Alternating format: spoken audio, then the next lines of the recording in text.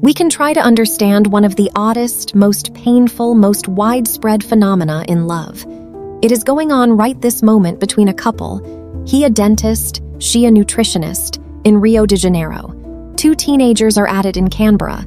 There's a pair involved in the rigmarole in downtown Dakar, another in Svalbard, another still in Winnipeg. If every time it happened a light went on, most of the Earth would glow from space. We can refer to it as push-pull, or stop-start, or distance management. The structure is identical and predictable. Growing intimacy, then retreat. Altitude, then a drop. 2 good days, then a fight. 5 warm messages, then silence.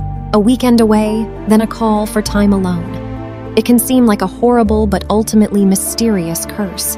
It's in fact an almost logical phenomenon with a singular purpose: to protect one or both of the parties from a generally unconscious but violent fear that love might work out, that happiness might become real, that a true partnership could build, that vulnerability might be created, and then, when the shield was lowered, when one had grown to depend on someone completely, that everything might go catastrophically wrong. The other party could change their mind, they might abscond, they could die. To prevent such worries, the mind of the stop-start lover looks around for ingenious solutions and finds one in a committedly dispiriting game. Older than chess, more harmful than poker, it would have been played in ancient Egypt. The Aztecs were at it. The rules state that love can happen, but that it must never pick up velocity. There can be intimacy, but always within bounds. The exits must forever remain open. There can't be too much security. That would, paradoxically, generate an untenable impression of danger. In practice, the game requires a vigilant monitoring of every exchange and repeated quiet injections of disappointment.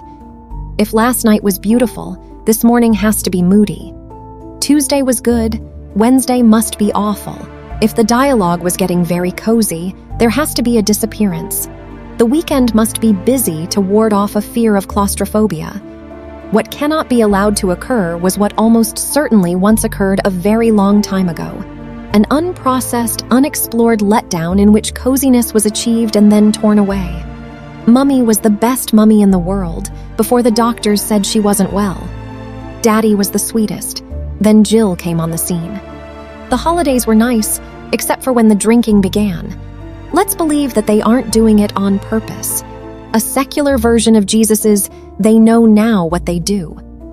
The lover who needs to pause isn't aware, as they put down the phone and decide not to answer a message for 4 hours, that they are interrupting the flow of affection in the name of self-protection.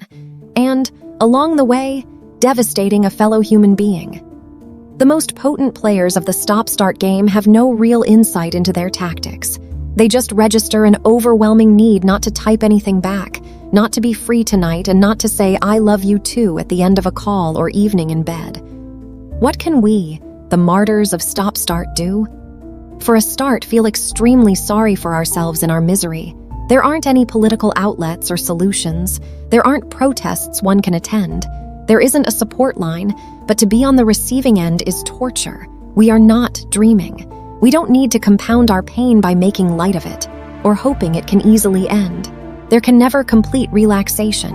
Doubt is never far away. Protests aren't going to work. Long speeches won't do it. It would be hard to explain this to a group of 6-year-olds. When you are older, you will form things called relationships.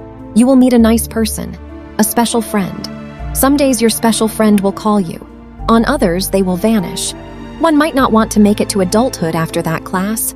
The sole effective weapon we have is knowledge, to describe it accurately the moment it appears, to provide a succinct explanation as to why it might be doing so, to give the other party a few chances at reform, and then to walk away because we know what we are up against and recognize that lonely calm truly is really better than continually agitated togetherness.